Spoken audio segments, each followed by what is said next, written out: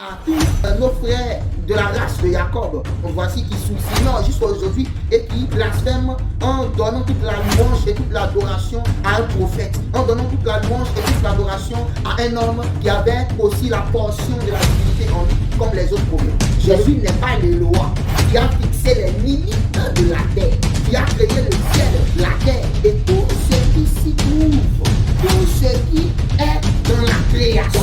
Donc comment vous pouvez considérer que c'est ce Jésus-là qui a créé le ciel et la terre, alors que ce Jésus-là lui-même se retrouve en train de prier toute la nuit avec des larmes, avec voilà, des émotions. C'est le roi de la terre. Il accepte qu'on l'appelle Dieu. Mais cela ne veut pas dire qu'il est le créateur du ciel et de la terre. Donc je réponds oui, Jésus est Dieu, mais comme tous les autres. À vous qui entendez la vérité maintenant qui est annoncée, répentez-vous et croyez à la bonne nouvelle.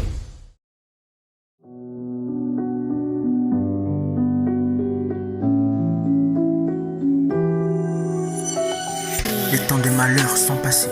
Par la souffrance, je suis racheté. Mon humiliation a cessé. Le jour de la récolte est arrivé. Bessani Maï, Nabi, Rabbi, l'heure de la guérison pour Israël. Le relèvement de la montagne sainte, de la gloire sur Jérusalem. Azim les pains sans levain. Les prémices agitées par le prêtre. Le décote l'on s'écoule les semaines. La Pentecôte, le jubilé. Le rassemblement par les trompettes. Pour l'expiation par le prophète. Le tabernacle descendu du ciel. Le temple de Loa Jérusalem.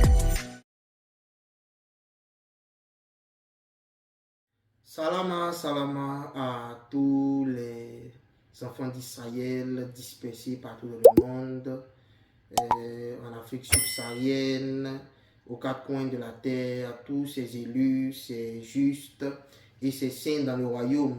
Que la donne vous bénisse.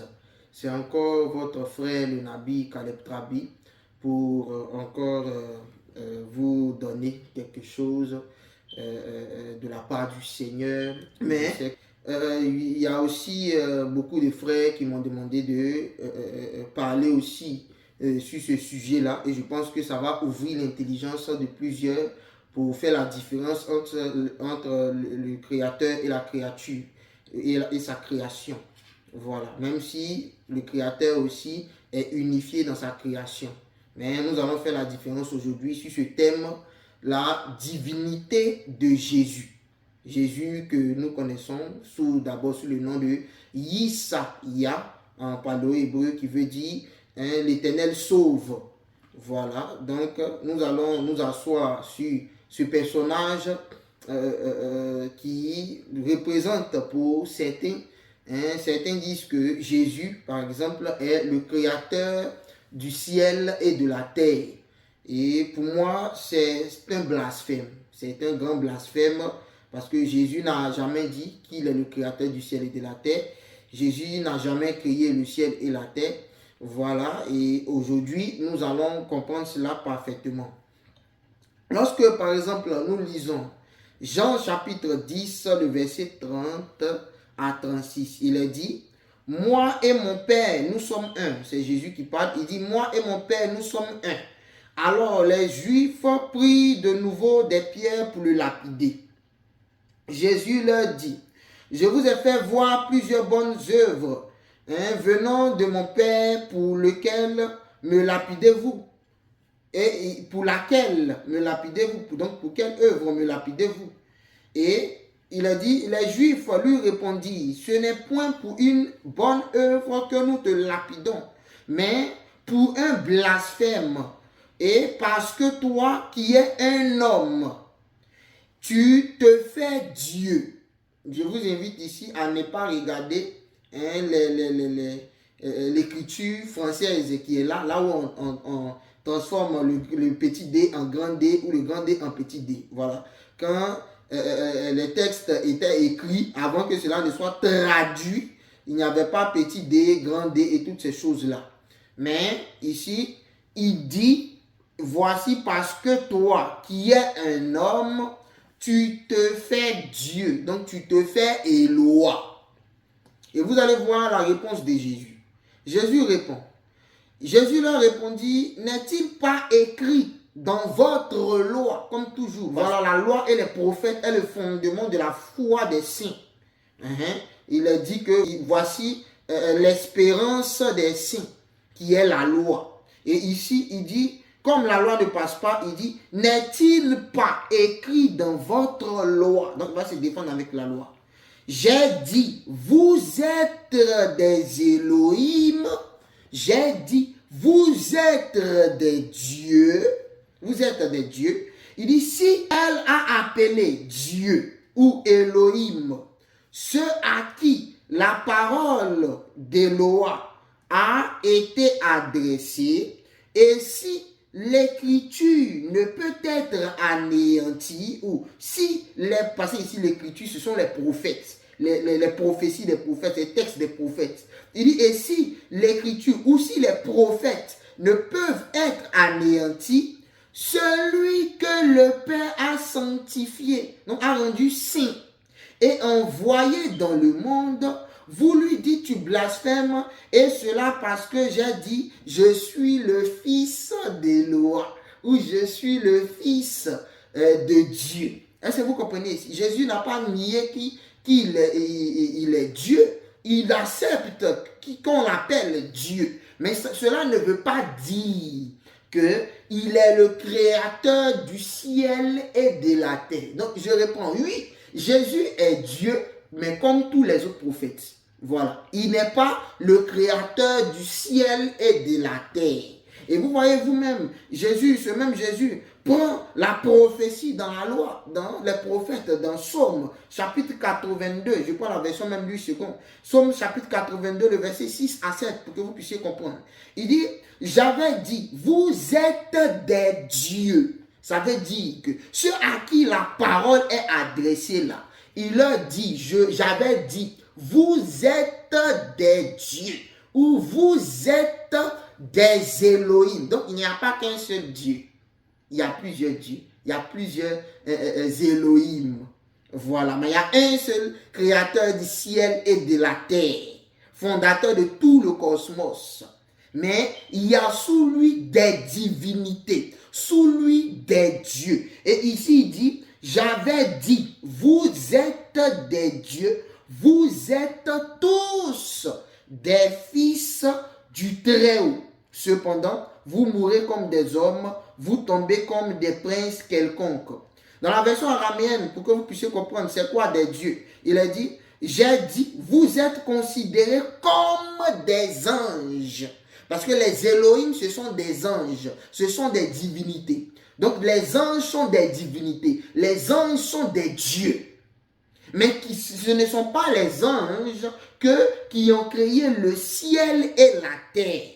Et avant de continuer, j'aimerais lire dans Apocalypse 14, ce verset que j'affectionne tant. À partir du verset 6, il est dit, je vis un autre ange qui volait par le milieu du ciel, ayant un évangile éternel. Donc c'est cet ange-là qui annonce la bonne nouvelle éternelle. Et il dit pour l'annoncer aux habitants de la terre, à toute nation, tribu, à toute langue et à tout peuple. Parce que Israël est dispersé dans toute langue, toute tribu, toute nation. Et il disait d'une voix forte, craignez Éloah et donnez-lui gloire, car l'heure de son jugement est venue, ou le temps de la vengeance est venu, et adorez celui qui a fait le ciel et la terre, et la mer, et les sources d'eau. Donc ici, celui qui vient annoncer la vengeance, celui qui vient annoncer le châtiment, qui est cet ange-là qui vole par le milieu du ciel, comme un oiseau qui vole par le milieu du ciel, celui-là a pour message, et il dit, son message dit premièrement, adorer. Donnez la louange, donnez l'adoration à celui qui a fait le ciel, la terre, la mer et tout ce qui a été fait, tout ce qui a été créé.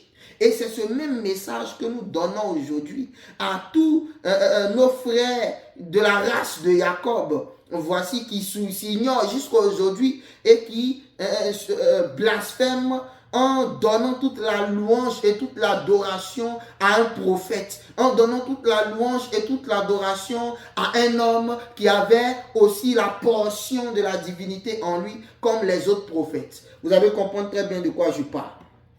Nous allons revenir sur notre texte dans la version araméenne de Psaume 82, 6 à 7. Il est dit, vous êtes considérés comme des anges. Donc vous êtes, là-bas quand il disait vous êtes des dieux ou des Elohim, on parle ici vous êtes comme des anges. Parce que déjà nous savons que Moïse, lorsqu'il sortait avec Israël dans le désert, il leur a donné des vêtements d'anges, qui sont les vêtements de franges que vous pouvez voir dans la loi. Il dit vous allez porter ces manteaux-là, des manteaux de franges, et vous allez mettre des fils hyacinthes, voici sur les franges, qui sont la représentation des ailes des anges. Et ici il dit, et vous êtes tous comme des anges des hauteurs. Voici comme Isaïe disait à la résurrection, vous serez comme des anges. Il n'a pas dit que vous serez dans le ciel en train de voler. Non. Mais ici, c'est de cette prophétie-là dont on parle. Vous êtes des Elohim. Il dit cependant, voici, vous mourrez comme des hommes. Mais en vérité, vous mourrez comme les fils des hommes. Et comme l'un des chefs, tu tomberas. Voilà. Donc, nous comprenons ici exactement que il y a d'abord celui qui a fait le ciel et la terre. D'accord? Et par la suite, en dessous de lui, il y a aussi des divinités ou ce qu'on appelle les messagers ou les anges, malaks. Voilà, les malaks sont aussi des Elohim. À ne pas confondre au grand Eloah ou à la donne des esprits, au Seigneur des esprits, celui qui a fait toutes choses. Voilà. Seul j'ai fait ceci, seul j'ai fait cela. À ne pas le confondre à Jésus. Voilà, Jésus n'est pas celui qui a fait le ciel et la terre. Nous pouvons voir toujours dans Psaume 82, 1, je prends la version même plus seconde pour vous faciliter les choses. Il a dit dans le psaume d'Asaph, Dieu se tient dans l'assemblée de Dieu et il juge au milieu des dieux. Donc Eloah se tient dans l'assemblée d'Eloah et il juge au milieu des Elohim. Voilà, cela ne veut pas dire que parmi les Elohim là, il y a un Eloah là-bas qui est le créateur du ciel et de la terre. Non, mais c'est un fils d'Eloah. Et comme c'est un fils d'Eloah, il est aussi un Eloah. Il est aussi Eloah. Voilà, donc il faut faire la différence entre les deux. Déjà, nous savons que le créateur du ciel et de la terre ne peut prier. Depuis quand le créateur du ciel et de la terre va se mettre à prier? Quel Eloah priera-t-il? Quel est l'Eloah que la donne des esprits, que le créateur du ciel et de la terre pourra-t-il prier? En dehors de lui, il n'y en a point d'autre. Avant lui, il n'y avait point d'autre. Et après lui, il n'y en aura point. Donc, quel est l'Eloah que Eloah lui-même va prier? Ce n'est pas normal. Or, lorsque vous allez dans le livre de Luc, le verset 6, au chapitre 6, le verset 12, parlons de Jésus. Il a dit, en ce temps-là, Jésus se rendit sur la montagne pour prier. Version, lui second. Il passa toute la nuit. On dit Jésus passa toute la nuit à prier Dieu. Donc, Jésus passa toute la nuit à prier Eloah. Donc, comment vous pouvez considérer que c'est ce Jésus-là qui a créé le ciel et la terre, alors que ce Jésus-là lui-même se retrouve en train de prier toute la nuit avec des larmes, avec des émotions. Son Eloah qu'il a créé, parce que selon le Nouveau Testament, il a dit que quand il est allé, il dit, voici je vais à mon Dieu qui est aussi votre Dieu, à mon Père qui est aussi votre Père.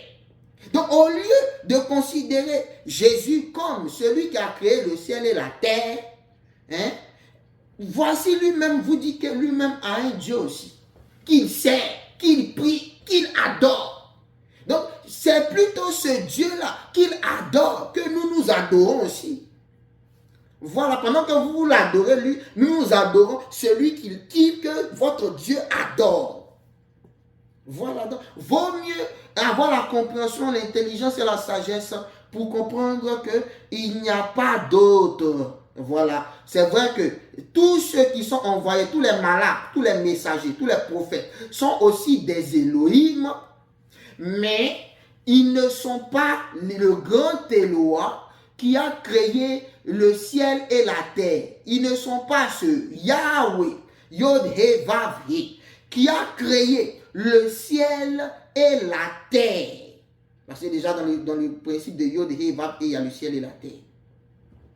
Voilà, et toutes les choses qui y sont. Donc on ne peut pas dire que Jésus qui prie toute la nuit, son Dieu, est le Dieu créateur du ciel et de la terre. Non. On ne peut pas dire que Jésus est au-dessus de tout le monde. Non, c'est pas possible.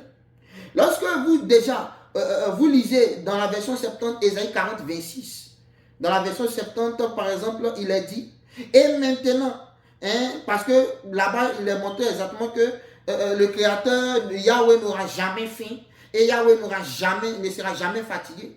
Déjà dans Ésaïe 40, 28, il est dit, et maintenant, n'as-tu pas appris, n'as-tu pas entendu?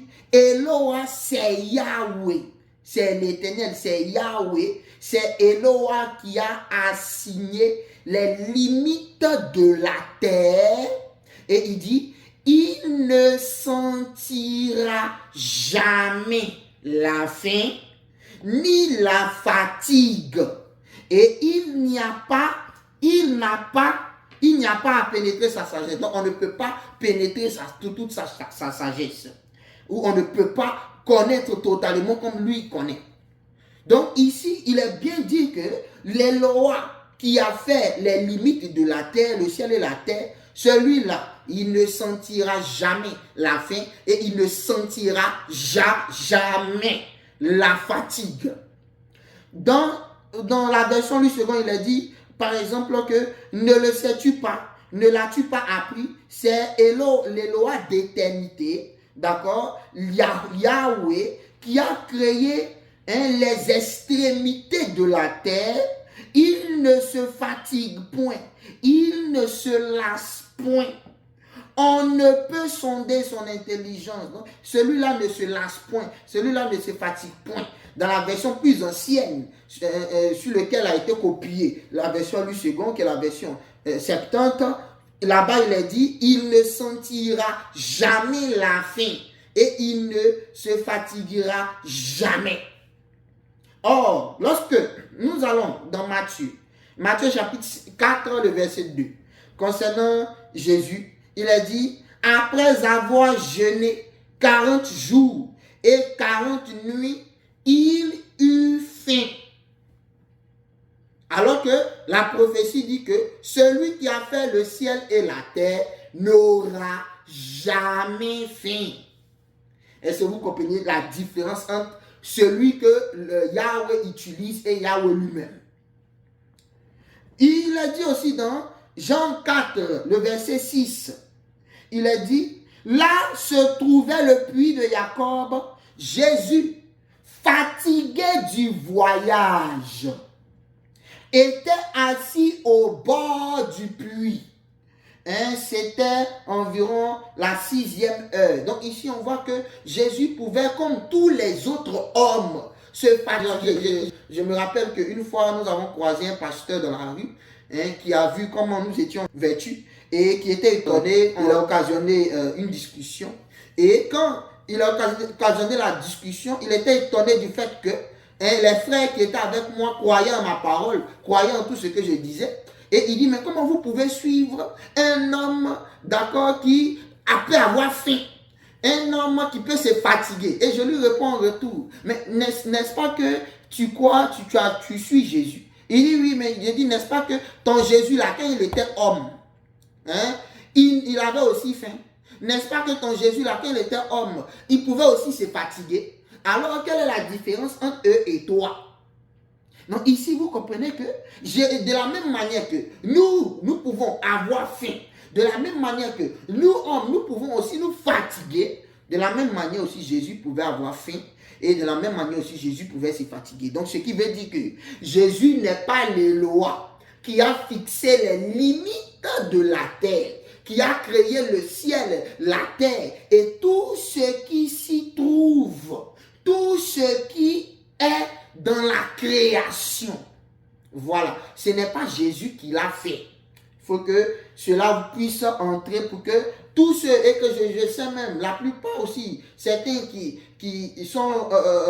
croient être des Israélites, continuent toujours de croire que Jésus serait l'incarnation, c'est-à-dire serait Dieu qui serait descendu dans le monde et toutes ces choses-là. Non, c'est un blasphème à ne pas faire. Voilà, ceux qui blasphèment, le Seigneur châtiera leur langue, parce qu'ils n'ont pas eu la maîtrise de leur langue. Mais à vous qui entendez la vérité maintenant qui est annoncée, repentez-vous et croyez à la bonne nouvelle. Donc ici, vous comprenez que si Jésus a faim, et si Jésus se fatigue, là, selon la prophétie, il ne peut être le créateur du ciel et de la terre. Mais il a aussi dans son ministère, en lui corporellement, nous allons en venir, une plénitude ou la plénitude de la divinité. Nous allons comprendre ce que ça veut dire. Mais avant d'aller dans ce qu'on appelle le mystère de la plénitude de la divinité, nous allons comprendre certaines écritures, parce que d'autres vous donneront des écritures où on dit dans Matthieu 2, aujourd'hui, mon texte, mon sujet n'est pas dans le sens de corriger les erreurs du Nouveau Testament, mais de se servir même de ces textes pour vous prouver qu'il n'est pas question ici de faire de Jésus le Christ, le créateur du ciel et de la terre. Voilà. Dans Matthieu 2, il a dit, et il dit, c'est-à-dire les mages, où est le roi des Juifs qui vient de naître, car nous avons vu son étoile en Orient et nous sommes venus pour l'adorer. Et au verset 11, il a dit, il entrait dans la maison, vit le petit enfant avec Myriam, sa mère, se prosternait et l'adorait. Et il ouvrit ensuite leur trésor et lui offrit en présent de l'or, de l'encens et de la myrrhe. Voilà. Et les gens vont vous dire, voici, le texte dit que il faut l'adorer. Donc, vu que les mages qui eux aussi avaient la révélation de qui il est, venaient pour l'adorer. Mais je vais vous montrer le contraire. Et vous-même, vous allez voir. Lorsque vous prenez, par exemple, l'histoire de Élisha, de Élisée, qui était venu en aide à cette femme-là dont le fils était mourant. Nous pouvons voir cela dans 4 rois ou 2 rois, chapitre 4, le verset 37. Pour les versions maçonniques, 2 rois, chapitre 4, le verset 37. Mais nous lisons ici la version 70 pour bien comprendre. Il est dit, la femme s'avança après que Élisée ait fait le miracle, se jeta aux pieds du prophète, comme les mages ont fait, pour se prosterner, d'accord? Ou dans d'autres versions, se prosterna devant lui et l'adora, la face contre terre, puis elle prit son enfant et sortit. Donc ici, il est question ici, il est montré ici que la femme s'est prosternée et adora Élisée le prophète. Ici aussi, on a adoré Élisée le prophète. Donc si ça veut dire que comme les mages là-bas ont adoré Jésus, et que pour cela, Jésus serait le créateur du ciel et de la terre qu'il faudrait adorer, alors ça veut dire qu'il faut aussi adorer Élisée comme le créateur du ciel et de la terre. Ici, vous comprenez que ce n'est pas possible. Non, on ne peut pas adorer en même temps Jésus et en même temps adorer en même temps Élisée comme le créateur du ciel et de la terre. Non, on ne peut pas le faire. Voilà. Mais ici, que prend le sens adorer? Parce que c'est des traductions françaises. Ici, le sens adorer ici prend le sens de prosternation. Une fois qu'un enfant se prosterne, ce n'est pas un péché. Qu'un enfant se prosterne devant son père, et si l'enfant le fait, il adore son père. Mais cela est différent de l'adoration qui est faite entre le croyant et son Éloi. Entre le saint et son Éloi, c'est-à-dire son Éloi créateur du ciel et de la terre. Une femme peut se prosterner devant son mari Et ici, on va prendre aussi le thème, elle l'adora. Parce qu'elle se prosterne face contre terre. Mais cela ne veut pas dire que son mari est le créateur du ciel et de la terre, est le maître des esprits. Non. Donc ici, ça ne tient pas la route quand vous dites que parce que les mages sont venus et ils se prosternaient et ils adoraient, hein, que ça veut dire que Jésus est celui que tout le monde doit adorer. Non. Ce n'est pas ainsi. Voilà. Donc, ceci n'est pas un argument, voilà, pour justifier ce blasphème. Lorsque nous allons du côté de Colossiens, d'accord, Colossiens qui parle de la plénitude, dans Colossiens chapitre 2, le verset 9, il est dit, car on lui habite corporellement toute la plénitude de la divinité. Et nous entendons par-ci, par-là, des gens prêcher dans la rue, que ce verset nous dit que, voici, Jésus serait Dieu complet. C'est-à-dire, comme il a reçu toute la plénitude de la divinité, cela veut dire qu'il n'y a pas d'autre Dieu ailleurs. Voilà, c'est ce qu'ils disent. Il n'y a pas d'autre Dieu ailleurs. C'est lui le créateur du ciel et de la terre. Faux! Et je vais vous le prouver. Parce que déjà, ici, quand on dit il est rempli de la plénitude de la divinité, cette plénitude de la divinité là, c'est en quoi? C'est en esprit. Donc c'est l'esprit qui est pleinement en lui. D'accord? Et ici, le verset donne quelque chose de très important. Il est dit, car on lui habite corporellement. Donc arrêtez-vous d'abord sur le corporellement. Parce que quand on parle de corporellement, vous devez comprendre que le corps a des limites. Le corps a un commencement, selon l'écriture de l'Apocalypse d'Esdras, on nous le montre, les mains, d'accord, c'est le commencement de l'homme et son pied, c'est sa fin. C'est pour ça que lorsque Jacob tient le talon d'Esau ou d'Ésaü, vous devez comprendre que cela montre que Jacob est le nouveau monde, donc le commencement après la fin d'Esau ou après la fin d'Ésaü. Voilà, donc l'homme, le corps de l'homme est limité. Donc Jésus tel qu'il prêchait sur la terre, là, il était dans un corps limité. Or, l'esprit de la donne, l'écriture nous dit, remplit l'univers. Donc, c'est-à-dire, cet esprit-là va même à remplir l'univers, à être au-delà de l'univers. Cela vous fait comprendre que l'esprit n'a pas de limites. Donc, lorsque cet esprit-là pénètre un corps limité, immédiatement vous devez comprendre que ce corps-là limite l'esprit en question. Parce que l'esprit n'a pas de limites. Et je vais vous faire l'expérience pour que vous puissiez comprendre que, bien qu'il est dit ici que toute la plénitude, mais c'est par rapport à son corps lui. Donc son corps limite cette plénitude. Donc en réalité, c'est son corps qui est plein. Donc son corps est rempli de l'esprit de la donne.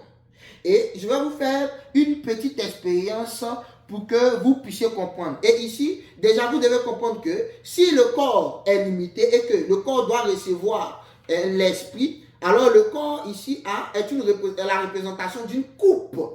D'accord? Une coupe qui peut être remplie et qui peut être même plein jusqu'à même déborder. D'accord? Nous allons vous faire un exemple ici pour que vous puissiez comprendre.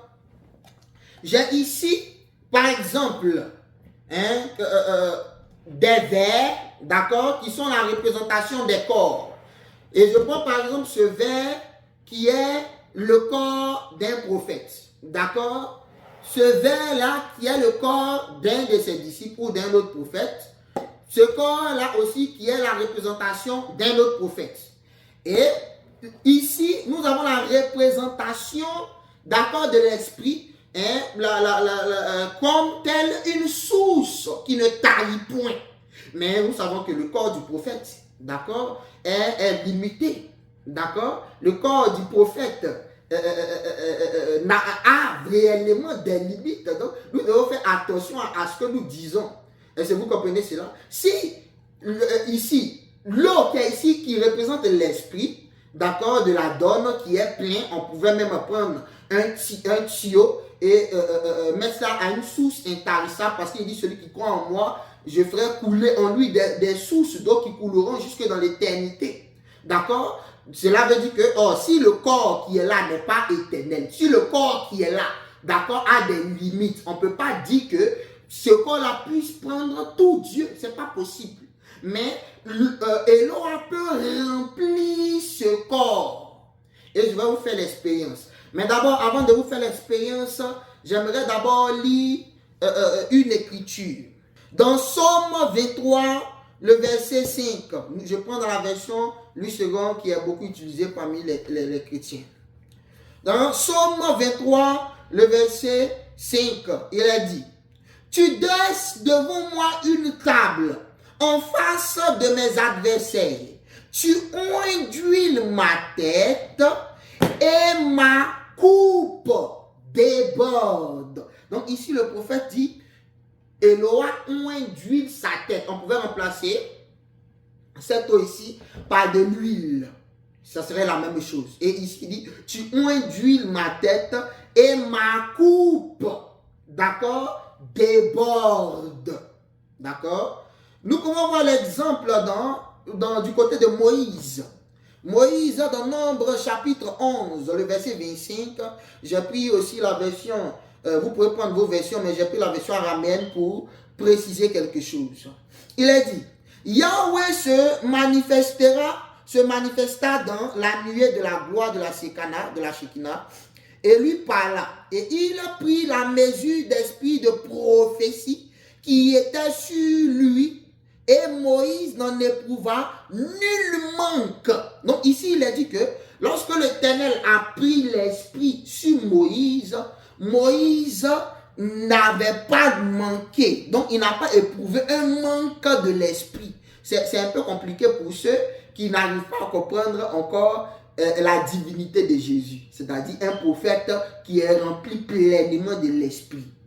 Hein? Donc ici, il a dit, et je vais vous le montrer, comment cela est possible. Comment on peut prendre, d'accord, comment on peut prendre l'esprit qui est sur un vase et mettre dans un autre vase, mais malgré cela, l'esprit ne finit point, ne diminue pas dans ce vase.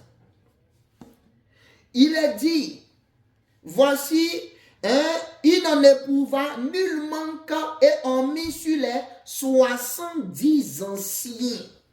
Or, lorsque l'esprit de prophétie eut reposé sur eux, il se mit à prophétiser sans s'arrêter. Donc ici, on comprend réellement quand on dit l'esprit a été pris sur Moïse et répandu sur 70, les 70 disciples ou les 70 anciens.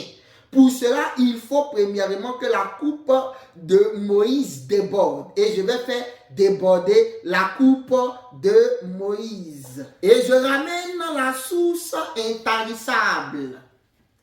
Cette source de l'esprit d'Eloa qui est une source intarissable. Et je répands l'esprit dans un autre vase qui devient plein. Je prends un autre vase.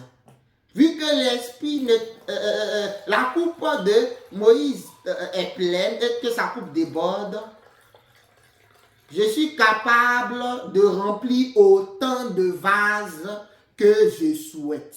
Cela déjà vous montre à quel point la compréhension des Écritures pour nous est très facile. Donc, vous comprenez que c'est une chose facile pour Eloa de donner, de remplir, de faire en sorte que un homme soit rempli de l'esprit de loi et de cet homme l'esprit est pris et est répandu, mais cela n'enlève rien de chez rien de l'esprit qui est en cet homme, puisque cet homme est attaché à la source qui ne tarit point.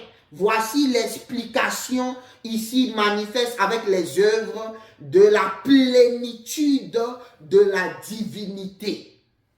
Donc, j'espère que le sujet est clos.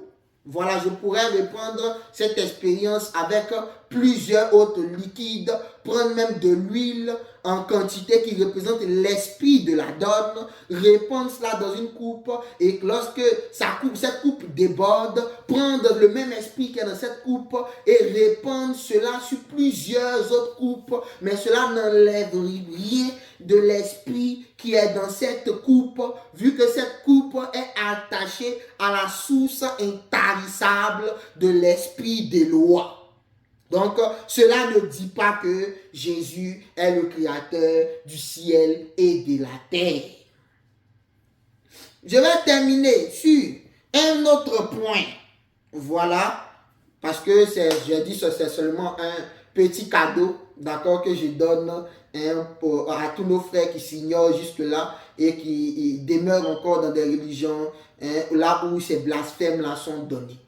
Ces religions qui disent que l'homme, Jésus, serait le créateur du ciel et de la terre, ce qui est impossible vu qu'il est un homme, il a des limites. Il a dit dans Ésaïe 9:6, je prends la version massorétique d'Ésaïe 9:6 qui est enseignée partout. Il a dit, car un enfant nous est né, un fils nous est donné et la domination reposera sur son épaule. On l'appellera admirable, conseiller, Dieu puissant, Père éternel, prince de la paix.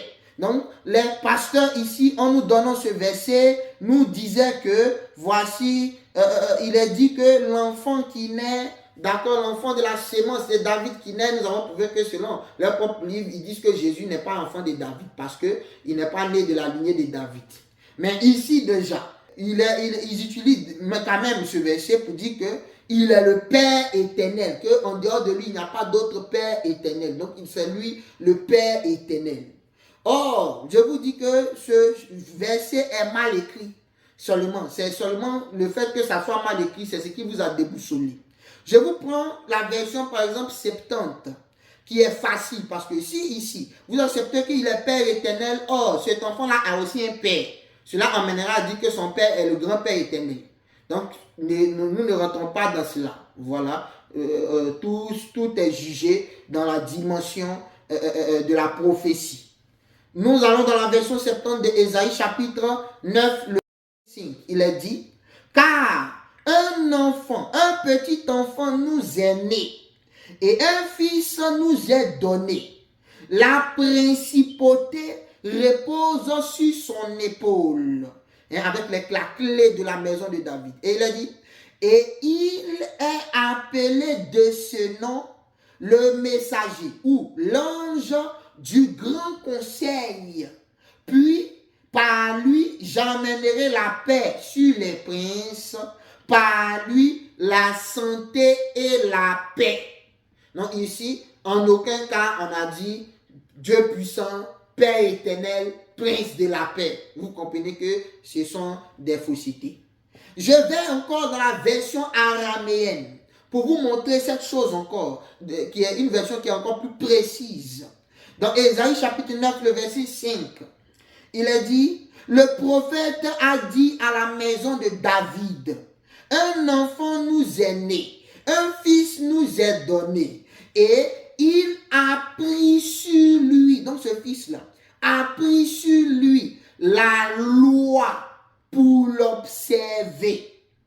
Donc il prend sur lui la loi pour l'observer, et il est dit, son nom est invoqué devant celui qui est merveilleux en conseil, le Dieu puissant qui vit pour l'éternité. Voilà l'amalgame qu'ils ont fait là-bas dans la version massorétique que vous avez. Là, il a dit le Dieu puissant, le Père éternel. Non. Pour comprendre cela, il fallait revenir dans la version araméenne où il a dit son nom est invoqué. Et je vais vous prouver que ce verset-là est correct. Cette traduction-là est correcte parce que le livre d'Enoch aussi atteste de cela. Il a dit, son nom est invoqué devant celui qui est merveilleux en conseil, les lois puissantes qui vit pour l'éternité, le Messie dont la paix sera grande. Donc l'enfant là, dont le nom est invoqué devant le Dieu puissant qui vit pour l'éternité, il est le Messie dont la paix sera grande sur nous en ces jours. Est-ce que vous comprenez cela? Et pour attester encore de la version araméenne, nous allons dans le livre d'Enoch, la prophétie d'Enoch, dans Enoch 48, le verset 1 à 3. Il est dit, dans ce temps-là, j'aperçus la source de la justice qui ne tarissait pas, exactement comme on a fait l'expérience avec de l'eau, voilà, de cette source qui ne tarit point. Il dit, et d'où s'émanait une multitude de ruisseaux qui étaient les ruisseaux de la sagesse.